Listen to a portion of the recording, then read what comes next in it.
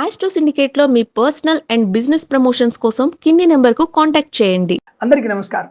June నెల వచ్చేస్తోంది. ఇంకా 10 రోజుల్లో జూన్ నెల ప్రారంభం. రైతులకి అద్భుతమైనటువంటి ఆకాశం వైపు చూసి ఆనందాన్ని పొందుకునేటువంటి నెల. తొలకరి జల్లులు ఆ యొక్క రైతు ముఖం మీద పడ్డప్పుడు వారు పడేటువంటి ఆనందం మనకి చెప్పలేము. ఈ జూన్ మాసంలో మనము ఆంధ్రప్రదేశ్ కోస్తా ప్రాంతం వైపు, ఆంధ్రప్రదేశ్లో కోస్తా ప్రాంతం వైపు అంటే కోస్టల్ ఏరియా ఉన్నటువంటి ప్రాంతాల్లో మరి ఎలాంటి పంటలు పండే అవకాశం ఉందనే విషయాన్ని తెలుసుకుందాం మనం.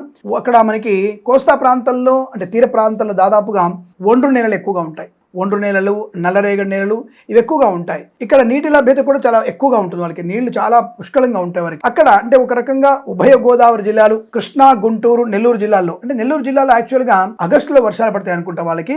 బట్ ఈ సంవత్సరంలో మరి తొందరగానే వర్షాలు వచ్చే అవకాశం మరి నెల్లూరు జిల్లా కూడా కనబడుతోంది. సరే, ఏదేమైనా ముందుగా మనం ఉభయ గోదావరి జిల్లాలు, కృష్ణా, గుంటూరు జిల్లాల్లో ఈ వరి వంగడాలు నాటుకోవడం చాలా మంచిది. జూన్ నెలలో మీరు 11 తర్వాత నుంచి ఈ వంగడాలు నాటడం కనుక మీకు చేసినట్టయితే చాలా మంచి ప్రయోజనం ఉంటుంది. అయితే 6వ తేదీ నుంచి 9వ తేదీ వరకు కూడా మంచి శుభమే కల్పిస్తోంది.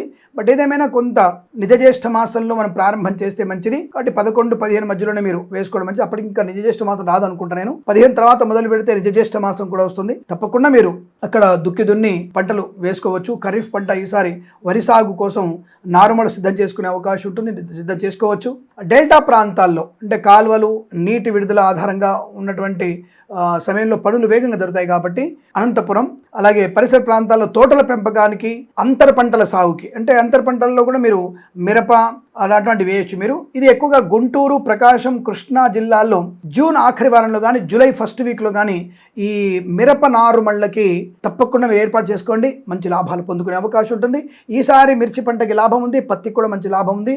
ఈ విషయాన్ని గమనించుకోండి. అలాగే ఈ ఆంధ్రప్రదేశ్లో మనకు ఉన్నటువంటి ఈ కోస్తా తీర ప్రాంతాల్లో ఈ పంటలు బాగా వేసుకోవడం వల్ల మనకి అనుకూలవంతమైనటువంటి శుభయోగము, ఆనందకరమైనటువంటి లాభం బాగా ఉంటుంది. ఈ విషయాన్ని గమనించుకొని మీరు అటువంటి పంటలు వేసుకోవడం వల్ల ప్రయోజనం బాగా ఉంటుంది. అలాగే మొక్కజొన్న పూల విషయంలో అంటే మనకున్నటువంటి గుంటూరు, ప్రకాశం, నెల్లూరు అలాగే ఇటువంటి వైపులో చెరుకు పంట కానీ పత్తి కానీ వేయాలనుకున్న వాళ్ళకి నెల్లూరు ప్రాంతంలో కొంతవరకు ప్రయోజనం ఉంది. అనంతపురం జిల్లాలో కూడా తోటల పెంపకం, బత్తాయిలు కానివ్వండి, ద్రాక్ష కానివ్వండి, ఈ డ్రాగన్ ఫ్రూట్ కానివ్వండి, అలాగే మనకి తర్వాత వచ్చేసి పొద్దుతిరుగుడు పువ్వులు కూడా, ఇటువంటి వాటివి కూడా మీరు వేయడానికి అవకాశం ఉంటుంది. అటువంటి ప్రాంతాల్లో తప్పకుండా మీకు జూన్ 2వ వారం నుంచే మంచి సమృద్ధి అయినటువంటి వాతావరణం ఉంది, వర్షం ఉంది, మంచి పంటలు పండే అవకాశం ఉంది. కాబట్టి ఏదైనా అటువైపు మిరప ఎక్కువగా అవకాశం ఉంది. అలాగే మనకి చెరుకు పంట అంటే షుగర్ కేన్ వచ్చేసి తప్పకుండా మీరు విశాఖపట్నం, విజయనగరం, అనంతపురం పరిసర ప్రాంతాల్లో ఈ చెరుకు పంటల అభివృద్ధి బ్రహ్మాండం ఉంటుంది. అక్కడ చెరుకు పంటలు మీరు బాగా పండియవచ్చును, అనుకూలంగా ఉంటుంది. వీరు కూడా అంతర పంటల్లో కాస్త ఈ పెసర లాంటిది అంతర పంటలు కూడా వేయడం వల్ల ప్రయోజనాన్ని పొందుకునే అవకాశం ఈ యొక్క కోస్తా తీర ప్రాంతాల్లో అనుకూలంగా ఉంటుంది, బాగా కలిసి వస్తుంది. ఈసారి విశాఖపట్నం వైపు, విజయనగరం వైపు అద్భుతమైనటువంటి రైతుకి చాలా మంచి శుభయోగాలు కనబడుతున్నాయి. మరి తుఫాను ప్రాంతం ఉంటుంది కదా స్వామి, మీరు బాగా ఉంటుంది చెప్తున్నారంటే తుఫాను కూడా వీరికి కలిసి వచ్చేటువంటి శుభయోగాన్ని కలిగిస్తుంది అనేటువంటిది నా ఉద్దేశం.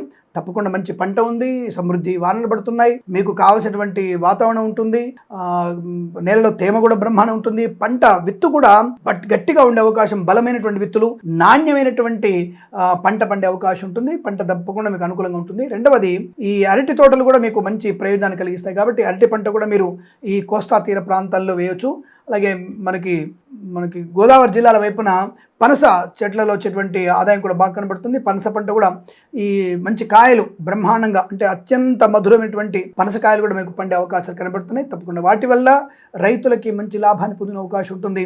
అలాగే మనకి ఇటు అనంతపురం వైపు కొన్ని ప్రాంతాల్లో ఈసారి మరి ఇంకా మామిడి పళ్ళ ఒక తెంపలేనట్టుంది. మరి మామిడి కూడా కొంత వీరికి లాభాన్ని కలిగించే అవకాశాలు బాగానే కనబడుతుంది. పంట అయితే బాగానే వచ్చింది, కనబడుతున్నాయనే విషయాన్ని గమనించుకోవచ్చు. బట్ గుంటూరు, కృష్ణా, ప్రకాశం జిల్లాలో మిరప పంట ఎక్కువగా లాభాన్ని కలిగించే అవకాశం, నార్మల్ కూడా వేసుకోవచ్చును, అంతర్ పంటల్లో కూడా వీరు వేసుకునే అవకాశం. ఆకుకూరల విషయంలో, కూరగాయల విషయంలోకి వస్తే దోసకాయ, క్యాబేజీ అలాగే టొమాటో ఇటువంటి పంటలు కోస్తా తీర ప్రాంతాలు కూడా పండే అవకాశం ఉంది. అనంతపురంలో కూడా మీకు టొమాటో మరియు దోసకాయలు, క్యాబేజీ అలాగే గోపి పువ్వు లాంటివి తప్పకుండా మీకు మంచి లాభాన్ని కలిగించే అవకాశం ఉంది. ఆ పంటలు వేయవచ్చును, అనుకూలంగా ఉంటుందన్న విషయాన్ని చెప్పవచ్చు. ఇలా మనకి కోస్తా తీర ప్రాంతాల్లో కూడా రైతు సోదరులకి అదృష్ట యోగం, ఆనంద యోగం, అఖండ ధన ప్రాప్తి కలగాలని ప్రభుత్వం వారి నుంచి సంపూర్ణమైనటువంటి మద్దతు ధర లభించాలని మనస్ఫూర్తి కోరుకుంటూ, దేశానికి అన్నం పెట్టేటువంటి రైతు కలకాలం సుఖంగా, ఆరోగ్యంగా, ఆనందంగా ఉండాలని, ఎటువంటి ప్రమాదాల్లో అంటే మనం మోటార్లు వేస్తున్నప్పుడు కానీ, మన ఎద్దులు కానివ్వండి, మన యొక్క కాడెడ్లు కానివ్వండి, ఆరోగ్యంగా ఉండాలని,